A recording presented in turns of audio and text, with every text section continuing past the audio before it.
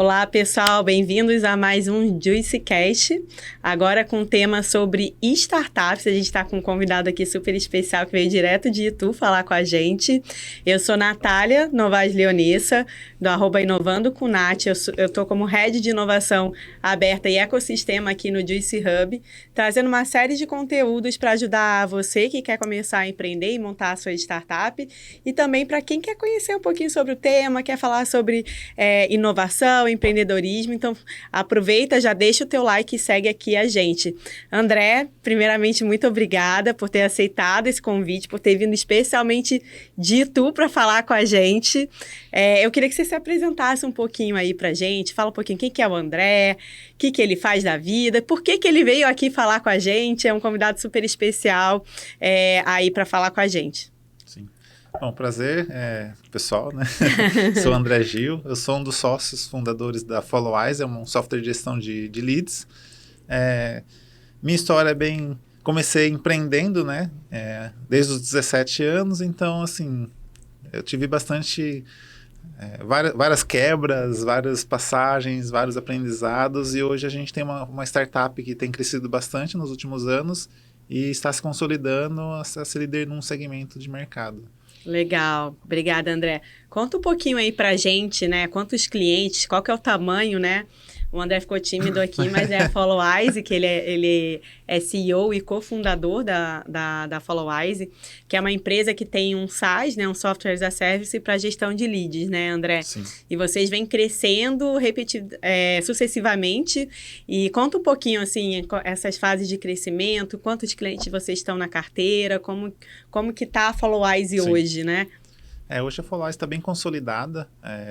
Nós temos mais de 400 clientes, né, em todos os segmentos, porém a gente é muito forte no segmento automotivo, concessionárias de 2 e 4 rodas. Temos mais de 200 grupos automotivos, né, que são formados por grupos com várias marcas normalmente, e são mais de 10 mil usuários hoje na plataforma. Então, assim, tem bastante... a responsabilidade é bem grande, assim, são muitas pessoas usando o sistema, e essa é a nossa fase hoje. A gente está com o planejamento de expandir esse ano. Então, o nosso foco é ser líder do mercado nos próximos 3 anos. Legal. Então, é um trabalho bem desafiador. Tem bastante coisa aí para fazer, né, André? Sim. E quanto tempo que tem a Followise aí de mercado? A Followise está com 9 anos. 9 anos, legal. Nós começamos em 2014, então completou 9 anos agora em janeiro. Estamos indo rumo aos 10 anos para fazer uma comemoração. Ai, que legal. Então, assim, o resultado desse ano vai ser bem importante para a nossa festa do ano que vem. Ah, legal. Vai fazer 10 anos ano que vem. 10 anos ano que vem. Legal, legal. Bastante história aí para contar, para compartilhar aí com a gente. Gente, quem não teve oportunidade de participar, ontem a gente fez o primeiro meetup aqui no Juicy Hub, e o André contou um pouco da história dele, e a gente vai explorar um pouquinho até para vocês poderem participar também do que aconteceu ontem. Quem não participou e quer participar, fica ligado nas nossas redes sociais, porque em breve teremos mais eventos como esse, tá? André, então, ontem você falou um pouquinho, né, sobre a sua história, como que foi essa sua evolução no mundo de empreendedorismo, como que você cresceu, como que, dos vários projetos que você teve, né, como que a Followise foi uma empresa que realmente conseguiu alavancar. Conta um pouquinho pra gente, né, dessas histórias. Por que eu tô falando isso? Porque quando a gente vai empreender, a gente não sabe o que é certo, o que vai dar certo, o que não vai dar certo, como que as coisas vão acontecer, e nisso acontecem muitas falhas, né? Sim. E o empreendedor falha pra caramba, né? Nossa, falha. Todo mundo falha, né, gente? Mas o empreendedor corre mais riscos, faz coisas além do que aprendeu, além do que consegue imaginar, falha, mas continua seguindo o ritmo lá. Sim. Conta um pouquinho das suas histórias aí pra gente, André. Sim, então eu comecei a trabalhar por conta, né, com 17 anos, fiz o primeiro site, que era... eu sou formado em contabilidade técnico, depois eu fiz publicidade, fiz pós em marketing digital, não finalizei porque eu fui fazer um intercâmbio nos Estados Unidos. Legal. Eu achei mais importante. E quando eu comecei, eu não tinha noção nenhuma de empresa, né? Assim, eu trabalhava por conta na casa dos meus pais, então a gente fez o primeiro site, foi do Ituano Futebol Clube, que é da nossa cidade lá. Meu irmão trabalhava lá no Ituano, então assim, foi aí que eu comecei minha vida empreendedora, que eu vi que dava para Com quantos anos, André? 17. 17 anos, gente. Foi aí que eu vi que dava para fazer algo diferente, sem seguir os padrões da minha família, né? Que meu pai é operador de máquina, minha mãe é costureira, então, assim, uma família bem humilde. Legal. E eu percebi que dava para sair fora do padrão e tentar algo diferente. Então, daí eu comecei, né? Foram várias jornadas de empreendedorismo. Em 2005... E o seu background é? Programação. Programação. Desde viu? os 15 anos eu fuço em programação. Então, eu sou muito autodidata na parte de programação. Gente, hoje em dia tem muitos cursos espalhados por aí. Tem a Udemy. Qual plataforma que você usa mais, assim, para estudar?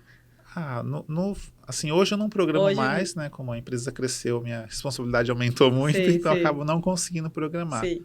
Mas, assim, a gente fez muito curso da Udemy. Inclusive, nosso core lá da parte de front-end é Angular.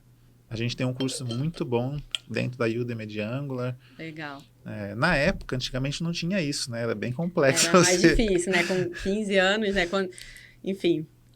Não vou falar, senão vai revelar a idade. Eu ia falar, quantos anos você tem? Eu achei que era uma pergunta um pouco indelicada. Achei melhor deixar quieto. Eu tenho 38, então há 23 anos atrás, assim, não tinha muito conteúdo na internet sobre programação. E a internet também estava começando, né? Tinha a internet de escada, era outra coisa, gente, era outro mundo. Era outro mundo. Tinha que entrar de madrugada, porque não pagava o pulso da conexão. O Google, né? O Google ainda era muito incipiente. Não existia, era o IG, né? Que a gente buscava. Tinha o KD. O KD, gente. Alta Vista e o KD, acho que eram os buscadores da época. Assim. Depois surgiu o Google, o YouTube. Então, assim, estou meio arcaico, né? A gente é dinossauro da internet. A gente viu a internet iniciando, né? Então, assim, daí naquela época era muito difícil você aprender, achar conteúdo, informações. Então, não tinha muitos cursos, né? De, gestão financeira, gestão de negócios. E na escola não se aprende isso, né? Se aprende... Por mais que eu fiz contabilidade, mas lá era o técnico em contabilidade, ser contador, não ser gerenciar uma empresa. Mas hoje em dia ainda é muito difícil, né? A gente ter um curso que tem uma pegada necessária para desenvolvimento no ritmo acelerado que a gente está crescendo, né?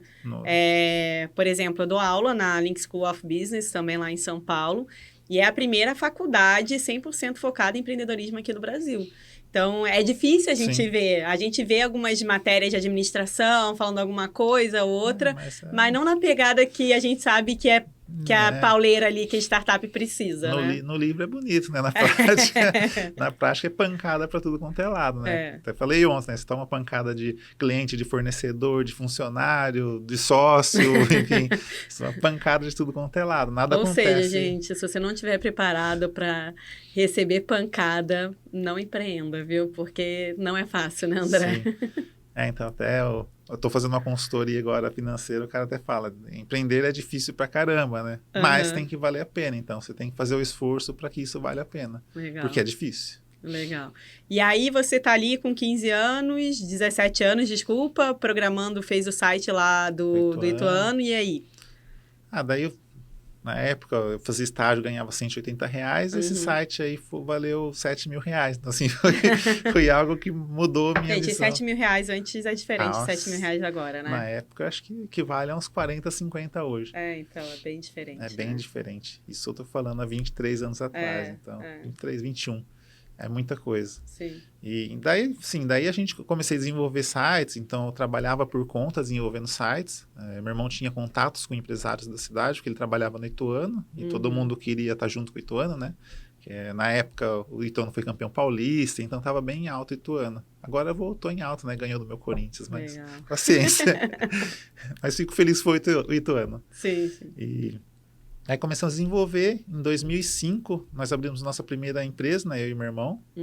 A gente resolveu montar. Era uma agência de desenvolvimento de sites. Eu sempre fui mais focado na parte de tecnologia, desenvolvimento, e o Ander, que é meu sócio e meu irmão, ele era mais comunicativo. Eu nunca fui tão comunicativo. E vocês ainda conseguiram misturar duas coisas, né? Negócios e família, que é muito complexo, né, André? A gente conseguir lidar no dia a dia com uma pessoa que convive com a gente diariamente o tempo todo, mais no ambiente de negócio, que já é uma coisa mega power, assim, né, intensa, né, em termos de sentimentos. Um dia você acha que você está muito feliz, você está lá nas alturas. Por exemplo, você ganhou os seus primeiros 7 mil reais ali, deve ter sido o auge. Depois começa a realidade.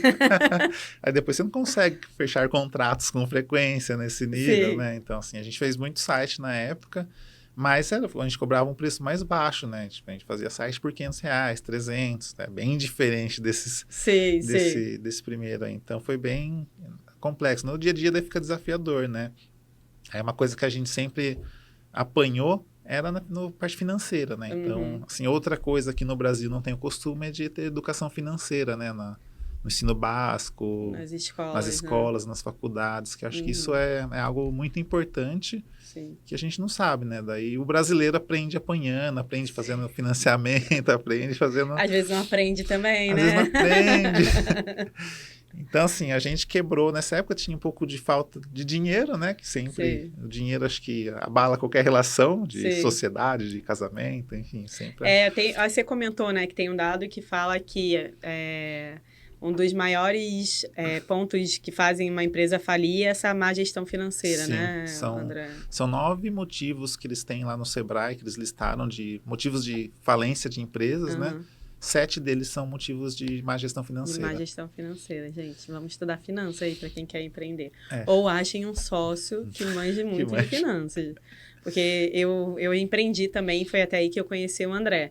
E realmente, quando entrou um sócio que entendia muito de finanças, assim, mudou bastante coisa do que a gente estava fazendo, né? Sim. É que nem você falou ontem, né? Você falou, nossa, a gente botava na planilha que ia crescer 300% no ano. Era basicamente essas contas que a gente fazia no início, né? Que a gente não sabia usar a planilha, né? A gente sabe, muita gente sabe usar a planilha, mas fazer essa gestão de entender qual que é o crescimento que pode acontecer, o que precisa para crescer, e aí essa base é muito importante, né? Para quem está para quem está empreendendo e para quem quer começar também a empreender. Qualquer nível, tem muita gente, como os próprios Sebrae já mostrou, né? Os motivos que mais quebram a empresa é essa má gestão financeira. Sim. Então, assim, o que mais tem no Brasil é empreendedor que não faz gestão financeira.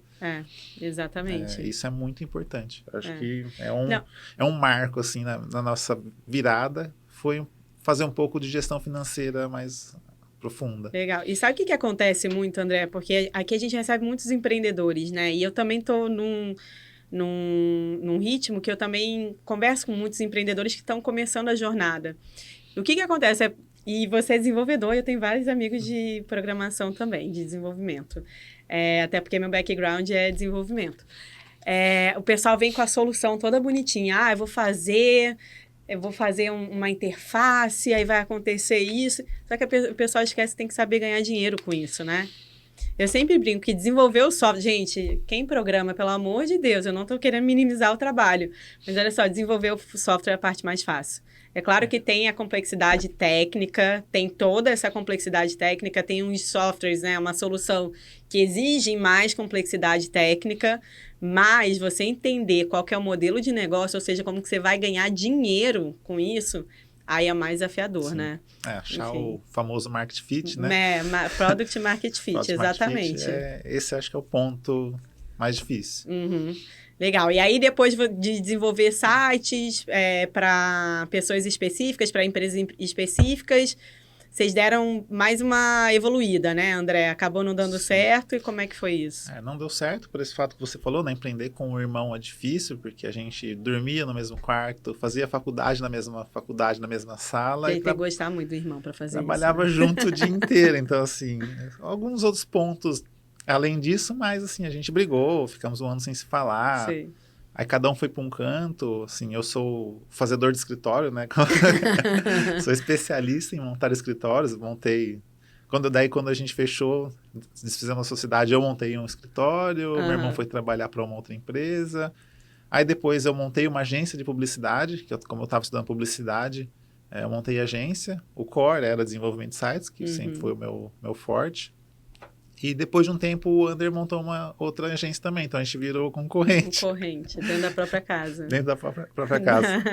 Mas aí a gente já estava voltando a se falar, daí, assim, foi um tempo bem legal, assim, que chegou um ponto que a gente estava um prestando serviço pro outro, de novo. Sim, eu fiquei sem meu... Ou seja, de concorrência a parceria, pra parceria, né? A gente virou parceiro. Eu tinha um designer que daí ele resolveu ir para Londres, falou, André, vou para Londres. O Andrei é um cara, eu gosto muito dele.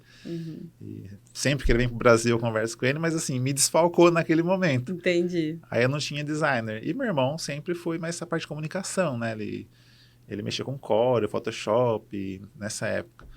Aí ele prestava serviço para mim e eu fazia a parte de desenvolvimento para ele. Legal. Que ele não tinha. E na época eu tinha pessoas que me ajudavam também com programação lá na agência. Aí fomos trocando figurinha. Resolvemos juntar de novo os trapos. Aí montamos uma agência de publicidade junto. Fizeram as pazes. Fizemos as pazes, tudo certo. Aí a gente quebrou, dessa vez por conta da bolha americana, né, de 2008. 2008. Que chegou no Brasil, né, impactou o Brasil também. E a gente não tinha gestão financeira. Então, assim, nosso salário era o que sobrava de lucro da empresa. Esse mês sobrou 5 mil, divide 2.500 para cada, esse era o nosso salário. E aí, na vida pessoal também, a gente fazia coisas erradas, né? Financiava carro, tava num ritmo bem... Ou seja, bem né? Se a desorganizado. empresa não lucrasse, vocês não tinham salário, né? Daí não tinha como pagar nossas parcelas dos financiamentos. Então, assim, a gente quebrou, né, dessa vez, daí a gente ficou com dívida, porque a gente não queria ficar devendo para pessoas, né? Falar, vamos falir e ficar devendo para todo mundo. Aí a gente foi no banco, fizemos empréstimo no banco e pagamos todo mundo, né? Fornecedor, funcionário. E a gente falou, vamos arcar, né? A responsabilidade é nossa, não vou deixar ninguém na mão. E estava grande a empresa? Tinha quantos funcionários, André? Tinha 7 funcionários. 7 funcionários. Era uma agência de publicidade pequena, né, de interior. Sim. A gente atendia vários clientes, inclusive clientes de São Paulo. A gente estava num patamar legal até, assim, para a cidade, né, de tudo. Sim. Tinham poucas agências, uma era um pouco maior e a gente estava lá se destacando. E tinha uma outra, na verdade eram umas 3 assim que se destacavam, uma de um outro amigo nosso de faculdade e uma outra que já era mais antiga da cidade. Então a gente quebrou, daí foi de novo, né? O Ander foi mais para o mercado, que é o meu irmão, ele não queria mais ter empresa, ele falou, André, não quero mais ter empresa, ó em que a gente se meteu. Ficamos com dívida. E ele foi... Ainda bem que, né, a montanha-russa, né? Tô lá, tô subindo, tô no topo, caí. Não quero mais saber, eu detesto tudo, eu vou desistir, eu vou para depois... Beleza, cria coragem de novo, vai lá, sobe. Aí cai de novo, né? E isso, né? A gente está dando exemplo de falhas dentro da empresa, de empresa, né? Então, são períodos maiores. Mas isso acontece no dia a dia também, né, André? De você achar que, nossa, vai dar tudo certo, e outro dia falar, nossa, o que eu tô fazendo na minha vida, Acho né? pelo menos uma vez por ano eu penso em desistir. Resiliência, né, André? Resiliência é importante. Pelo menos uma vez por ano eu falo, nossa, o que eu tô fazendo? Vou parar com isso daqui. Mas no fim a gente repensa. Que bom. E daí ele foi pro mercado, foi fazer pós-graduação em São Paulo, foi trabalhar em Sorocaba, depois foi trabalhar em São Paulo. Eu montei escritório de novo. Vou desistir, né? Mas vou desistir aqui, ó, 2 dias, 3 dias, tá bom, né? Um mês, 2 meses. Eu nunca desisti. Teve um período, daí eu trabalhei nesse período aí registrado, trabalhei em uma empresa de tour, de desenvolvimento de sites, de software. Trabalhei acho que 10 meses nessa empresa, depois trabalhei 3 meses em outra e montei escritório de novo, porque daí eu fechava cliente, falava, nossa, agora vai. Agora vai. Aí batia a cabeça de novo, começava a ficar ruim o negócio. E o Ander foi já mais tentar Sorocaba, São Paulo, ele não queria mais. Aí ele teve muito conhecimento nessa época, ele conheceu pessoas muito boas aqui de São Paulo, o pessoal que era professor da pós dele na Impacta. Legal. Não sei se posso falar o nome da faculdade, mas sim, eram professores muito bons, assim, pessoal que tinha escrito livro, era pessoal da Tecnisa, era só uns caras bons, assim. O Vitor Vieira, que é um cara também que é muito, muito inteligente, assim, que ensinou muito ele nessa parte de BI, que tinha uma agência de publicidade aqui em São Paulo, de marketing digital, e era professor dele na pós, trouxe ele para São Paulo, assim, nesse mundo doido, né? Que era São Paulo, assim. Aham. Então, no interior é tudo muito mais pacato, as pessoas são mais devagar. Em São Aham. Paulo é tudo Agitadíssimo. acelerado, as pessoas a 220, estudando, aprendendo, evoluindo. Sim. E daí ele aprendeu muito e foi o que surgiu a ideia do Follow Eyes. Foi nesse momento que essa agência trabalhava muito com performance. Vocês ainda estavam trabalhando juntos, não? Não, ele trabalhava aqui em São Paulo Entendi, e eu tá, tava tá. nessas minhas jornadas Você aí de tava com o montar escritório, é escritório, verdade. quebra escritório. Aham. E ele foi aprendendo bastante coisa assim. Mas aí não tinha mais nenhum relacionamento mesmo, assim, Não, nada, tá? nada de negócio, assim. Eu atendi alguns clientes, ele tinha alguns clientes que ele ficou até os clientes de design, ele acabou ficando. Aham. E eu tocava todo o resto, né? E aí ele aprendeu bastante coisa. Daí teve essa ideia de software que era para gerenciar a performance dos leads. Uhum. É uma briga muito grande. O que é lead, André? Primeiro fala para o pessoal que não sabe esse termo. O que é um lead? Lead é um prospect, né? Uma pessoa que está interessada no seu produto ou serviço. Legal. Normalmente preenche um formulário no Facebook, no Google, no seu site. Ou seja, gente, quando você vai lá, né? O pessoal gosta muito de fazer, principalmente quem é content creator, né? Que faz criação de conteúdo. Quando eles vão lançar esses cursos, eles fazem uma chamada onde você deixa teu e-mail, teu nome, e aí vai lá para Follow Eyes, né? Virou um lead. Virou um lead. E aí ele vai lá para Follow Eyes, né? Isso. Depois que ele vira um lead, ele chega aí para a tua ferramenta, começa a mapear essa jornada. Sim, e um diferencial nosso sempre foi essa questão de como a gente vem de marketing e publicidade, a gente captura a origem e a gente mostra depois o que foi, qual a sua campanha que mais performou. Então, assim, algo que a gente trouxe, essa era a nossa necessidade. Uhum. Porque como a gente gerava lead para o cliente, essa é uma briga muito grande de agência e cliente. Sim. Porque, você gerou muito lead ruim, que a agência fala, nossa, eu gerei 1000 leads. Sim. Com o seu dinheiro aqui, saiu o CPC por X, tal, toda a história. Custo por clique, CPC. Custo por clique. Desculpa os termos. E o cliente fala, não, você gerou lead ruim, é tudo ruim, não está funcionando. E a gente precisava mostrar que o lead era bom. Sim. E o sistema era justamente para isso, né? Você entregou 1000 leads, mas o que seu vendedor fez com o lead que eu entreguei? O cara demorou 2 dias. Fala, então o problema não é o lead. Né? Entendi. Você vai querer comprar um carro hoje, você preencher um formulário, você vai esperar 5 dias para você ver uma resposta? Pois é, muito tempo, né, gente? Perdeu. Sim, então, assim, muito dos problemas, o gargalo é no processo comercial. Processo de vendas. Tá, e aí ele teve a ideia da Follow Eyes. Ele tinha desenhado o sistema, como funcionaria, ele estava tentando vender essa ideia para alguma agência que desenvolvesse para ter esse controle onde ele trabalhava. Então, onde ele trabalhava, falou, vocês não querem desenvolver esse sistema para a gente analisar performance e tal? E ninguém comprou a ideia, né? Só eu, porque daí eu fiquei cutucando ele, falei, vamos montar isso aí, vamos montar isso aí. Já queria ali, vou trabalhar, né, André? Sim, e eu fiquei cutucando ele, foi quase 1 ano cutucando ele para a gente montar esse sistema. Eu só convenci ele quando eu fiz a tal da planilha do Excel. Explica a planilha do Excel, André, para quem está ouvindo agora. Na planilha, assim, eu fiz lá, eu falei, se a gente desenvolver esse software, a gente vende por mensalidade, em 1 ano a gente vai ficar milionário, que vai faturar mais de 1 milhão aqui sem contratar funcionário. Gente, quem nunca? Sem contratar uma pessoa, a gente vai ficar milionário, né? Aí, acho que ele acreditou em mim. Foi bom, né? Foi um argumento convincente, né, André? Mas, na realidade, não é assim, né? A planilha, você coloca o que você quer, né? Aceita tudo a planilha. Mas vocês já sabiam o valor que vocês iam cobrar do software? Já sabia que ia ser mensalidade, né, gente? Porque quando a gente fala que é software as a service, é porque você paga uma mensalidade para usar o software como serviço, né? Então, tem vários softwares que funcionam desse jeito. A Follow Eyes é um desses softwares, né? Sim. A gente olhou um pouco o mercado, né? O que o mercado praticava de mensalidade, e foi essa conta que a gente fez de padaria, né? Vai ser mais ou menos X a mensalidade e vamos trabalhar assim. E aí a gente resolveu montar, né? Daí, nessa época, eu estava trabalhando com o Ander na mesma agência, ele saiu, foi para uma outra, e aí a gente decidiu, falou, vamos montar. Eu saí da agência que eu estava lá em Sorocaba, que é a Artmaker, que é uma agência hoje é só Maker, né? É o nome da agência.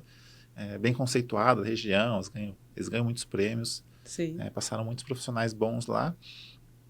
E daí a gente montou. Daí eu falei, eu vou sair, isso em outubro de 2013, e vou desenvolver. Daí eu falei pro André, eu falei, fica aí por enquanto, trabalha que eu desenvolvo esse negócio. Saiu daquele quentinho de ter salário todo mês Pra incerteza para de novo. incerteza de novo.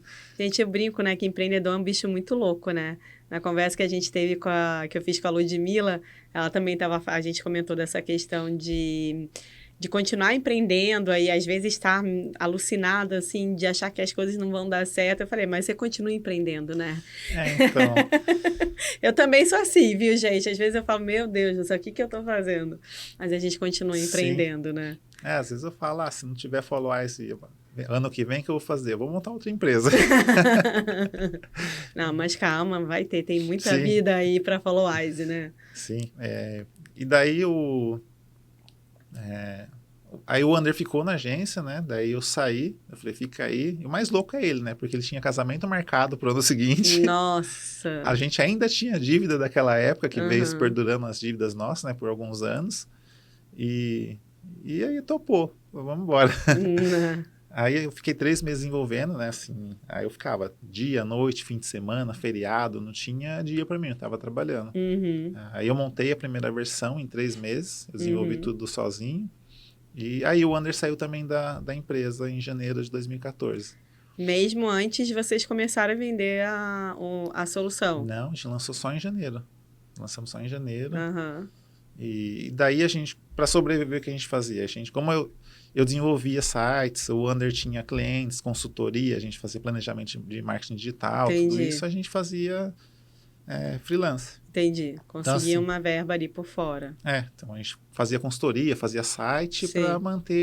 para se manter, né? Ter dinheiro Uhum. para a gente seguir nossas contas e tocar o negócio. Uhum. Aí a gente começou, né? É bem difícil. Aí qual que é a ideia? Nossa, a gente vai lançar, vai estourar de contratar cliente, vai ser um negócio grande. Na época o RD estava começando a aparecer no cenário nacional. Uhum. Eles tinham acho que uns 2 anos de empresa. E eu olhava muito eles, né? Falava, putz, os caras estão crescendo, aí acho que a gente consegue Mas fazer isso igual. não é fácil, né, gente? É fácil, é fácil. Assim, Aí uma ideia genial resolve tudo, né? Basta só ter ideia, né, André? então, só a ideia resolve. E daí... como é que foi, assim, desculpa te interromper, mas como é que foi logo esse lançamento? Como é que vocês fizeram? Vocês fizeram algum evento de lançamento? Ou simplesmente ficou pronta a ferramenta? Como é que foi esse lançamento da Followise? assim, a gente achava que ia ser fácil, né? Uhum. Vamos lançar. Como lançar? A gente nem gastou muito dinheiro com o Google, nada, assim. Uhum. A gente lançou, a gente tinha alguns clientes, alguns amigos empreendedores, a gente foi falando para esses amigos. E tinha uma amiga nossa que é assessora de imprensa. Entendi. Que ela é muito boa. E chama Natana Lacerda, ela é muito boa.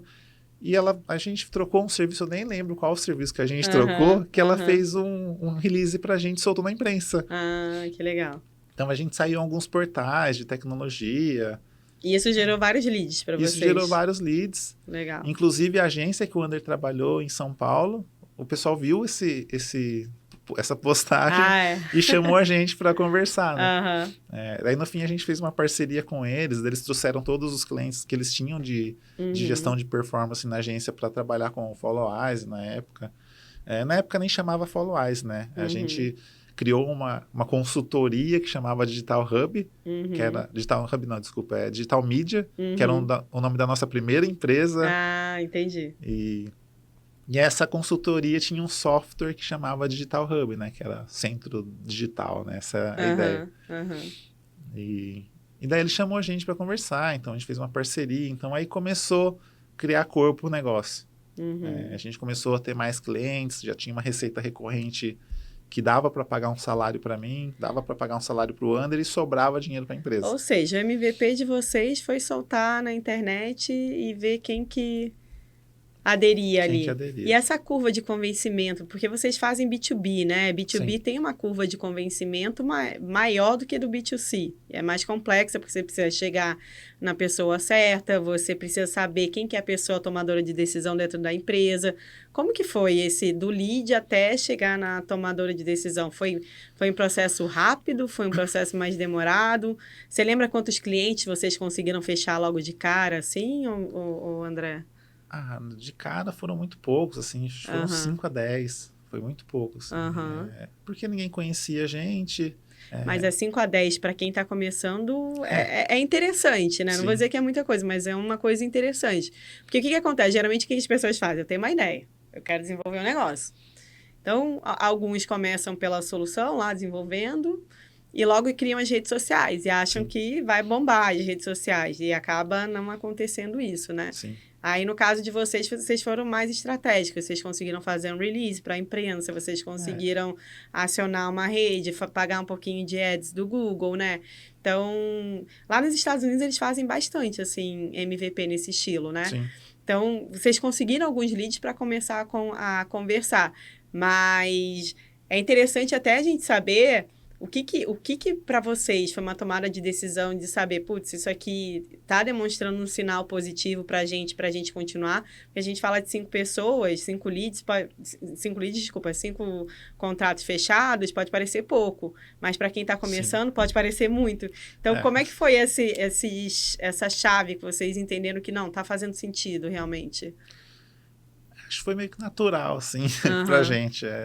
A gente acreditava muito que isso ia mudar a forma como que as agências trabalhavam e como o cliente via a gestão de leads, né? Então... Você já tinha uma mega bagagem do mercado, né? Então, a gente tinha um certo conhecimento do que poderia acontecer. Então, a gente acreditava muito que ia dar certo. Então, eu esperava mais, óbvio.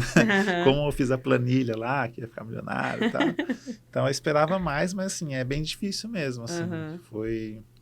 Foi algo meio que inesperado até. Quando começou a entrar, a vender.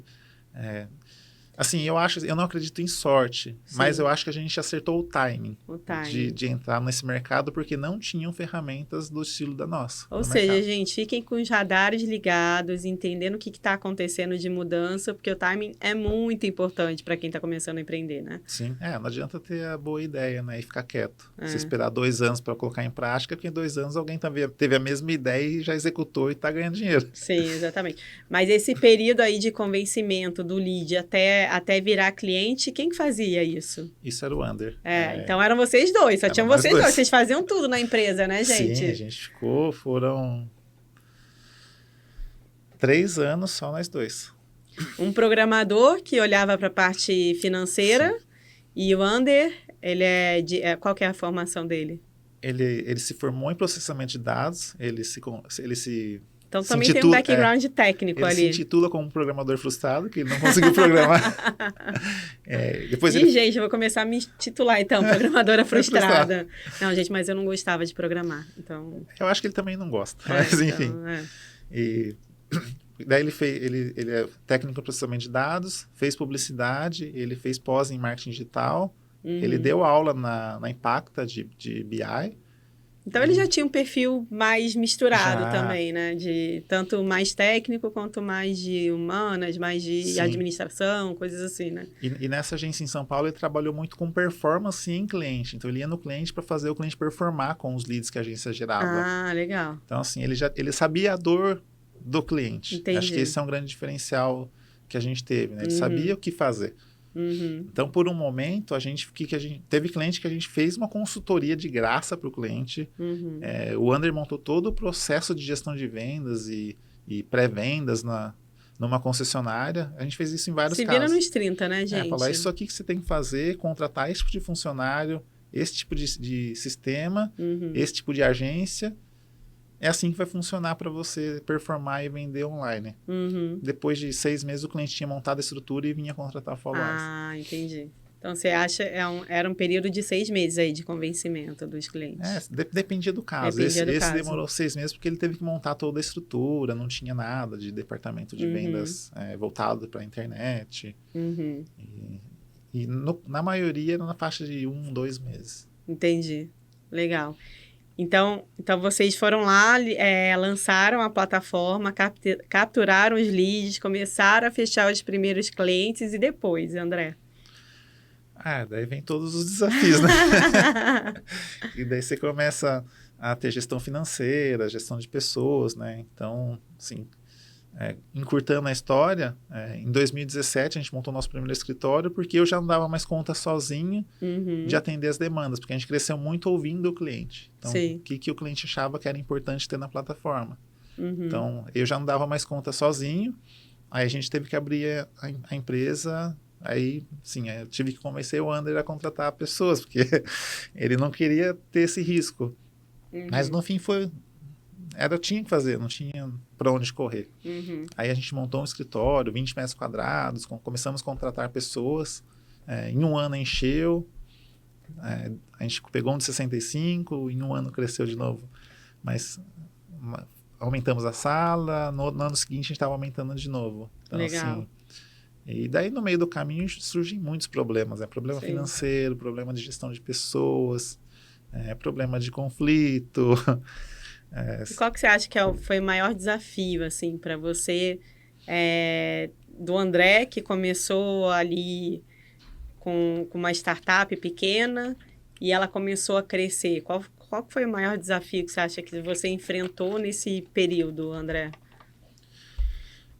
O maior desafio foi a pandemia, né? Não, Tirando a pandemia, assim, acho que gestão de pessoas é algo bem complexo. É engraçado que todo mundo fala isso, sabia? A maior parte dos, sei lá, todo mundo que eu converso, empreende, fala que gestão de pessoas é a parte mais complexa. Gestão de pessoas é muito complexo e a gente errou um pouco, assim, de não ter formado líderes logo de cara. Então, assim, isso é bem complicado porque você tem que trazer pessoas que tenham o mesmo propósito que você, né? Sim. Assim, até eu teve uma reunião um dos 2 anos atrás com os gestores, com o meu irmão, tal. Eu falei, que jogo vocês querem jogar? Eu quero jogar esse jogo de crescimento acelerado. Então, assim, vocês estão comigo? Se vocês estão comigo, vocês saibam que vai ter dificuldade pra caramba, né? Porque é difícil você crescer acelerado, né? Não é fácil. Sim. Então, assim, você tem que ter pessoas que estejam empenhadas e sabendo o que você quer fazer. Legal. Acho que um grande problema dos empreendedores do Brasil também é esconder. Falando, vou esconder, não vou mostrar o financeiro, eu tenho o objetivo de dobrar o faturamento, mas eu não vou falar para os meus funcionários. Entendi. Se a pessoa não sabe onde você quer chegar também, como ela vai te ajudar, né? Então, vocês deixam tudo muito claro e muito transparente para quem trabalha ali na Followize, né, André? Muito transparente, sim. A gente abre receita, despesa. Então, assim, as pessoas têm esse acesso. Porque, assim, a meta, o que a gente quer daqui 2, 3 anos, 1 ano? A gente tem que deixar claro, né? Para as pessoas saberem como ajudar a gente. Para elas engajarem, né? Sim. Para ver onde a empresa como um todo quer chegar, né? Sim. E ninguém chega a lugar nenhum sozinho, né? Sozinho, é muito difícil, né? Tem que ter milhares de Andrés ali, milhares de Anders para conseguir alavancar, né, André? Sim. Então, assim, eu diria que a maior dificuldade é a gestão de pessoas. Porque você tem que formar também pessoas, né? Não é... E cada pessoa tem uma cultura, cada pessoa tem um jeito, uma velocidade. Então, assim, é bem... Um ritmo diferente, né? Um ritmo, uma vivência... Enfim, pessoas são complexas. E tem um limiar, né, André? Eu acho muito interessante porque... Geralmente, o empreendedor, ele tem uma autogestão, né? Muito forte. Então, ele sabe gerir o tempo dele, ele sabe o que precisa fazer, não precisa que alguém fale. Não tem nem quem falar o que você precisa fazer, né? Você que sabe. Vinda do empreendedor é solitário, digamos assim.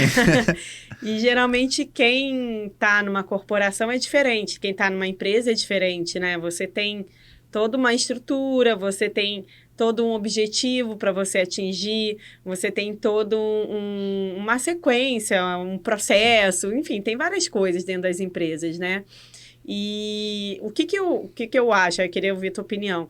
Geralmente, esse limiar entre fazer aquele microgerenciamento ou deixar mais solto, sabe? Você chegou a ter esse conflito, não chegou a ter esse conflito? Principalmente, assim, eu fico pensando, porque você era, né? Foi aquela pessoa que criou a ferramenta. Sim. E, de repente, vai ter um monte de gente mexendo num código que você criou, assim. E você vai ter que delegar. Sim. E microgerenciar, gente, não é legal, não funciona.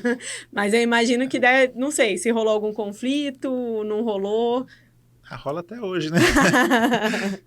Microgerenciamento é complicado. Principalmente depois do começou o home office, também você fica meio... O que será que a pessoa está fazendo, né? Mas microgerenciamento realmente não funciona, porque senão você acaba ficando só fazendo isso, e você não toca suas tarefas.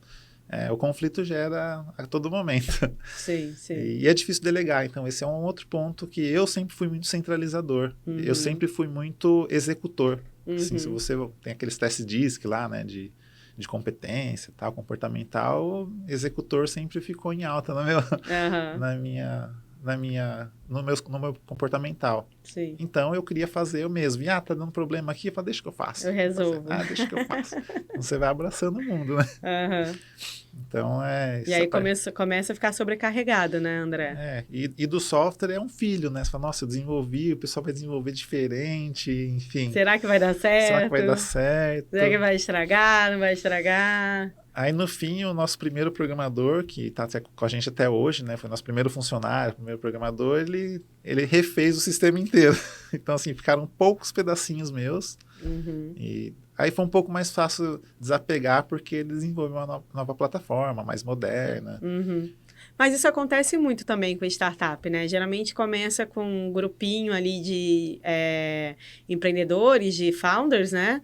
E tem algum programador ali no meio que desenvolve a versão inicial e a plataforma acaba mudando, né? Mudando a perspectiva, precisando de mais recursos. Imagina, você começa um negócio pequenininho que vai crescendo, vai trazendo mais funcionalidades, vai trazendo bastante coisa de diferente aí para quem tá começando, né? Então, acontece muito de fazer essa mudança de código. Já ouvi, inclusive, uma startup famosa aí que eu trabalhei, eles refatoraram, né? Refizeram todo o código-fonte justamente para conseguir ampliar, para conseguir atingir mais pessoas, né? Esse é um outro grande desafio, né? Porque da forma que eu programei, não era algo pensado para performance em grande escala. Então, assim, depois começa a ter esses desafios também tecnológicos, né? Hoje a gente está na AWS, que é um servidor, o melhor servidor do mundo, né? Na minha visão.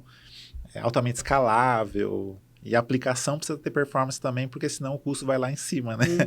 Dessa aplicação escalável. Então, é um outro desafio que a gente passou no meio do caminho. Legal.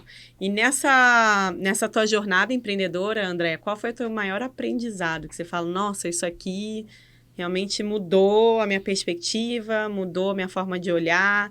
Isso aqui foi uma coisa que foi um estalo que me alavancou. Qual foi o maior aprendizado que você teve? O maior aprendizado foi olhar o financeiro todos os dias. Gente, tem que olhar, gente. E a gente esquece, principalmente quem é empreendedor, executor, assim, acha que só de estar fazendo está entregando resultado, né? Não que fazer não entregue resultado, fazer entrega resultado também. Mas a gente precisa olhar os números também, né? Acho que o maior aprendizado foi a virada de chave, né? Tanto na Followise, a gente sempre foi muito pé no chão no financeiro. Eu controlo, até hoje, eu olho todos os dias o nosso financeiro.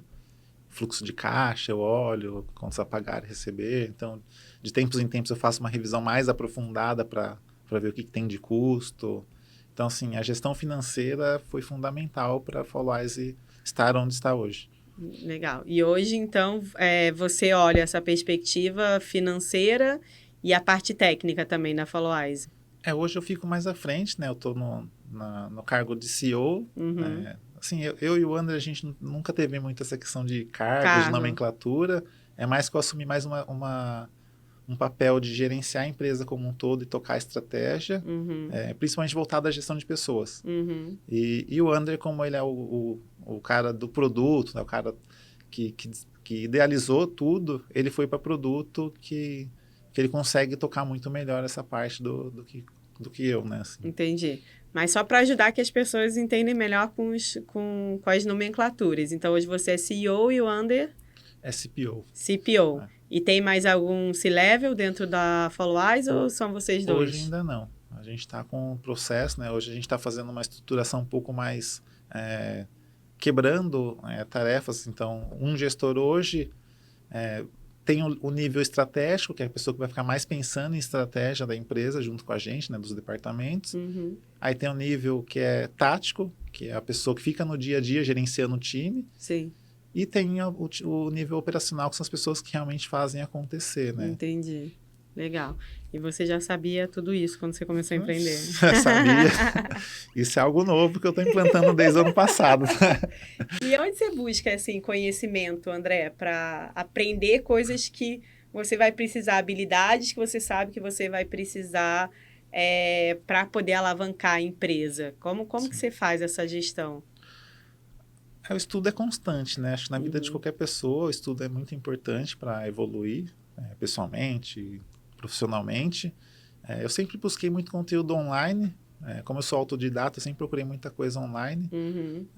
Aí eu faço cursos, imersões, webinars. Então, o empreendedor tem que estar estudando o tempo todo também, né? O tempo todo, assim. Eu já fiz curso de RH, já fiz curso de CS, já fiz curso de marketing, já fiz curso de diversas coisas, assim. Faz parte, né? Até porque também você, como empreendedor, você vai contratar pessoas para fazer essas funções, né? Que você não vai fazer tudo sozinho. Sim. Você precisa saber o que a pessoa está fazendo também, né? Precisa saber falar, né? Pelo menos, né? O que ela precisa fazer, né? Sim, porque você tem que alinhar a expectativa. Falar, eu espero que você faça isso. Até aqui, Aí como fazer, você que vai fazer. Mas... sim. Mas precisa direcionar, gente, porque não adianta nada você ter uma boa equipe sem direção, tá? Sim. Uma boa equipe sem direção, cada um vai para um lugar diferente e aí não dá foco e é muito complicado, né? Sim. Legal. E também em comunidades, né? Assim, como eu falei ontem, eu tive muito insight no meio dessa jornada com a Followize e muito do que a gente fazia lá em Sorocaba, né? Com a Startup Sorocaba. Lá eu conheci alguns empreendedores que me deram insights, vocês mesmo, você, a Dani, me deram muitos insights, assim. Então, esse tipo de evento é muito legal, assim, porque você consegue trocar ideia. Ontem mesmo eu consegui conversar com pessoas aqui que me deram um monte de ideiazinha, assim, de coisas boas que eu posso usar no futuro. E vocês têm algum mentor? Vocês têm alguém que ajuda ali no backstage, conversa com vocês, alguma coisa assim, ou André? Hoje não, Nath, assim, é algo que eu até procuro, eu estou junto com outros empreendedores, a gente está fazendo algumas parcerias e a ideia é começar a fazer também um grupo de empreendedores do setor automotivo ali, né, no caso, para trocar ideia, falar sobre gestão.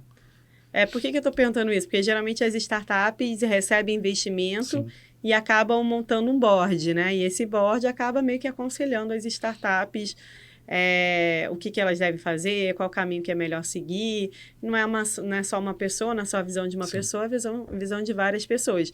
E quanto de investimento vocês receberam até agora, André? O investimento foi do próprio bolso, né, a maioria, mas a gente teve um investimento inicial, na época de 60 mil, foi bem no começo. Na época a gente faturava 20 mil por mês, e esse aporte, a gente achou que ia dar muito resultado, esse dinheiro não deu resultado nenhum. A gente gastou, em 2 meses, torramos quase tudo no Google, e não deu resultado, né, assim, a gente trabalha com a gente reinveste o dinheiro da empresa. Então, como eu falei, a gestão financeira é muito importante justamente por isso. Porque eu tenho meu salário, o Ander tem o salário dele, o resto é da empresa. Então, a empresa tem dinheiro para reinvestir, para contratar pessoas, para montar sala, para gastar um pouco mais numa consultoria ou numa campanha diferenciada de marketing.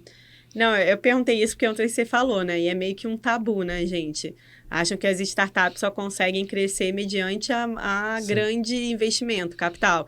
E o caso de vocês foi o contrário, né, André? Vocês conseguiram, claro, receberam um aporte inicial lá quando vocês começaram, mas que acabou não trazendo muito resultado, né? Mas hoje vocês não fizeram nenhuma rodada de investimento, né? Não. Eu penso muito sobre isso, já quis ir atrás, já desisti de ir atrás, porque assim, é algo que você pega muito dinheiro, o que você vai fazer com esse dinheiro? Sim. Eu não sei exatamente o que fazer com 1 milhão, 2 milhões, 3, eu não sei o que fazer, assim, eu tenho uma ideia na minha cabeça, mas e se eu falhar com esse dinheiro?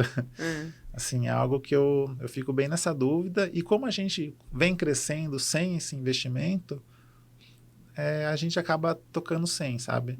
Mas isso passa pela cabeça, pelo menos umas 2 vezes por ano, vamos buscar investimento que a gente vai crescer X%. Dá uma escalada, né?